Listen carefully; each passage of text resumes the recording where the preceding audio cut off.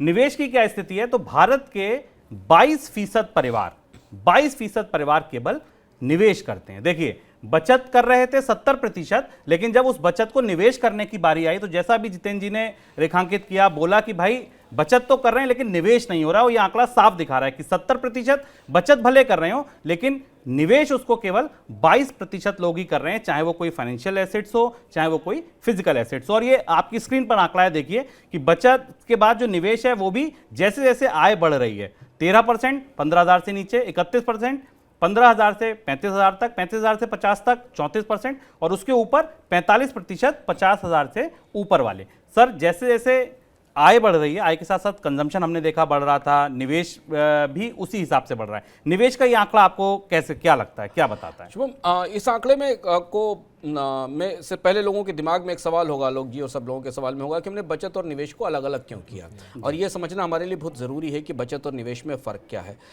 Personal finance की बुनियादी किताबों में, बुनियादी शास्त्रों में ये सिखाया जाता है कि फिनेंशियल सिक्योरिटी और फिनेंशियल फ्रीडम दो अलग अलग चीज़ें हैं। फिनेंशियल सिक्योरिटी का मतलब है कि कम से कम आप अपने जीवन को वित्तीय तौर पर सुरक्षित कर सकें।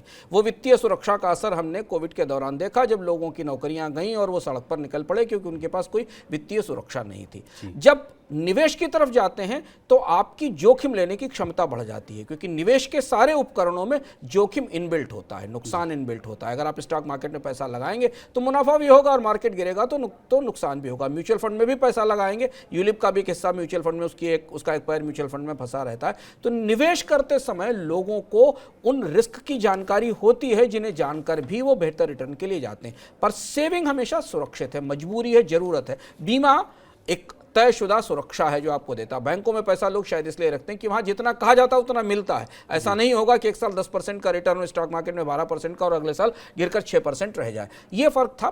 ये सर्वे बनाते समय हमने भारत की इस निवेश परिस्थिति को करीब से समझा, और इसलिए आपको शुभम ने शुरुआत में बताया कि 250 से ज़्यादा सवाल हमने लोगों से पूछे। ये आंकड़ा हमें, जो निवेश का आंकड़ा हमें बताता है, इसमें जो दो सबसे महत्वपूर्ण फैक्ट्स हमारे सामने निकल कर आते हैं, उसमें जानना ये ज़रूरी है कि पूरे दिन हम भारत में स्टॉक की इन्वेस्टमेंट की और म्यूचुअल फंड के निवेश की चर्चा सुनते हैं। वो चर्चा इस हद तक बढ़ चुकी है कि सेबी को फाइनेंशियल इन्फ्लुएंसर्स पर के खिलाफ कार्रवाई करनी पड़ रही। हर दूसरा व्यक्ति आपको स्टॉक्स खरीदने की सिफारिश देता है, म्यूचुअल फंड खरीदने की सिफारिश देता है। पर इस सर्वे बताता है कि जब फाइनेंशियल सेविंग्स की बात आती है, इन्वेस्टमेंट्स की बात आती है, तो लोगों की पसंद में वो स्टॉक मार्केट केवल 2% और म्यूचुअल फंड केवल 6% पर आता है। इसका एक और पहलू जिसे हम बताएंगे, आज भी जब लोगों के पास सरप्लस, आलोक जी, जनरेट होता है तो प्रॉपर्टी भारत में सबसे पहला निवेश है जो लोग करना चाहते हैं। इसमें कुछ प्रॉपर्टी उनकी अपनी भी है, एंसेस्ट्रल प्रॉपर्टी हो सकती है जो उनको पैतृक लोगों से मिली, जिसको हमने सर्वे में रिफ्लेक्ट किया है। लेकिन जब भी वो निवेश करने की बात करते हैं तो स्टॉक मार्केट को बाद में देखते हैं, यूलिप को बाद में देखते हैं, प्रॉपर्टी में निवेश करते हैं। और यहाँ फिर वही बात मैं उल्लेख करूंगा कि भारत में प्रॉपर्टी दूसरा वो सेक्टर है जो सबसे ज़्यादा टैक्सेबल है, सबसे ज़्यादा टैक्स्ड है। यानी स्टॉक मार्केट जहां वो निवेश करना चाहता है वहां सबसे ज़्यादा टैक्स्ड है। और दूसरा, ये चार्ट अगर आप सामने देखें तो आपको दिखाई देगा इस स्क्रीन पर, और दूसरा प्रॉपर्टी सबसे बड़ा टैक्स सेक्टर है। लेकिन यहाँ एक और बात, फिर उसके बाद हम आलोक जी के पास सवाल के लिए चलते हैं। आप कल्पना कीजिए कि भारत दुनिया के 5 सबसे बड़े स्टॉक मार्केट्स में है, तब जबकि केवल 2% फिनेंशियल सेविंग्स स्टॉक मार्केट में जाती है और केवल 6% म्यूचुअल फंड्स में जाती है। अगर ये 1% या 1.5% भी बढ़ जाए तो भारत के स्टॉक मार्केट और म्यूचुअल फंड इंडस्ट्री का आकार कितना बड़ा होगा, कितना बड़ा अनटैप्ड पोटेंशियल है। यानी अगर 1% पैसा प्रॉपर्टी से निकलकर या 2% पैसा प्रॉपर्टी से निकलकर इन दो जगह जाना शुरू हो जाए तो शायद तो भारत के वित्तीय बाजारों की या वित्तीय निवेश की परिस्थिति क्या होगी। और ऐसा क्यों नहीं होता, मुझे लगता है ये बात जितेंद्र जी बताएंगे कि ऐसा क्यों नहीं हो पा रहा है। जितेंद्र सर, सर्वे के नतीजे बताते हैं कि 18% अभी भी निवेश जो है प्रॉपर्टी में है, जबकि स्टॉक मार्केट यूलिप में 3% निवेश है, म्यूचुअल फंड में 6% निवेश है। क्या वजह है? अवेयरनेस को वजह माने, प्रोडक्ट नहीं है ये वजह माने, क्या आपको लगता है क्या वजह है इसके पीछे?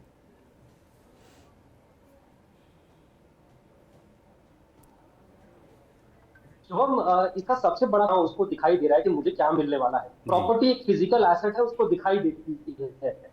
अगर हम स्मॉल सेविंग स्कीम की बात करें, पीपीएफ, एनएससी, उसको पता है क्या रिटर्न मुझे मिलने वाला है और लीनियर होता है, हर साल मुझे मिलेगा। स्टॉक मार्केट या शेयर बाजार में कोई लीनियर रिटर्न नहीं होता है। तो वो जो कॉन्फिडेंस है, अब मेरे पास सेविंग ही जरा सी है, मैं उसको निवेश करना चाहता हूँ, तो मैं वहां कॉन्फिडेंस लेके आऊंगा कि मुझे इस पे क्या मिलने वाला है। लेकिन जहां मुझे पता नहीं है और लीनियर नहीं है, एक साल शायद 10% मिले, एक साल -2% मिले, -20% मिले, वहां वो कॉन्फिडेंस नहीं दिखा रहा है अभी भी छोटा निवेशक। अब इसको फाइनेंशियल लिटरेसी कह दें या हम लोग समझा नहीं पा रहे हैं, वो कॉन्फिडेंस क्यों नहीं दिखा पा रहा है, तो मे बी इसका सीधा रेशो जो है, जितनी सेविंग है मैं उसको सिक्योर रखना चाहता हूं, मैं उसको रिस्क टेकिंग कैपेसिटी शायद मेरी नहीं है, मैं उस पर रिस्क नहीं लेना चाहता। ये मेरी राय में मुख्य कारण है कि जो मुझे दिखाई देगा, मुझे सिक्योर रखेगा, मैं वहां निवेश करूंगा। जी अंशुमान जी, आप कुछ कह रहे हैं? जितेंद्र जी, मेरा एक सवाल आपसे और आलोक जी से बहुत संक्षिप्त जवाब के लिए, जिसके बाद हम अगले सेगमेंट पर चलते हैं।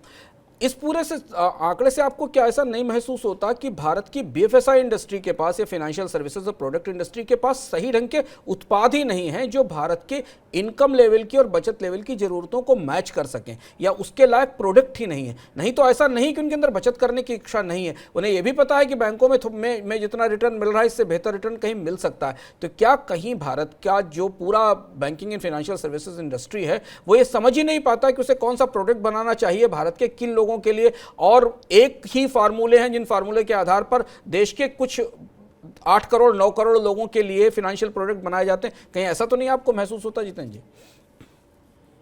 सुमन जी, टर्म इंश्योरेंस के वेरिएंट इतने सारे हमने कब देखे थे? शायद पिछले 2-3 सालों में देखे होंगे। उससे पहले तो टर्म इंश्योरेंस सिंपल बीमा हुआ करता था, लाइफ इंश्योरेंस कंपनी बेचती ही नहीं थी, एजेंट टर्म इंश्योरेंस बेचता ही नहीं था। ऐसा ही कुछ हम अगर इन्वेस्टमेंट की तरफ अगर हम देखें तो इन्वेस्टमेंट भी हम इतने ऐड नहीं देखते। जी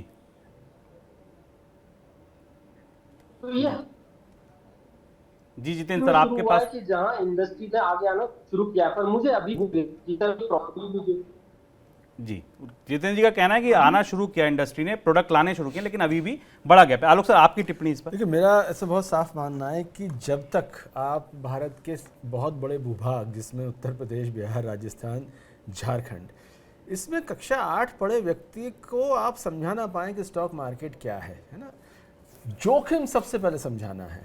गुजरात सबसे आगे यूँ है कि वो जोखिम सबसे पहले समझाया जाता है वहाँ। तो गुजराती भाषा में आपको इतना अच्छा लिटरेचर मिल जाएगा स्टॉक मार्केट का। अब हिंदी में, हम सब लोग हिंदी के हैं, हिंदी में आपको 2 किताबें ऐसी मुश्किल से मिलेंगी जो बहुत बेसिक समझा रही हैं। लेकिन भारत का जो आम निवेशक है वो जोखिम भी जानता है, जोखिम लेना भी जानता है, लेकिन बताना पड़ेगा उसको।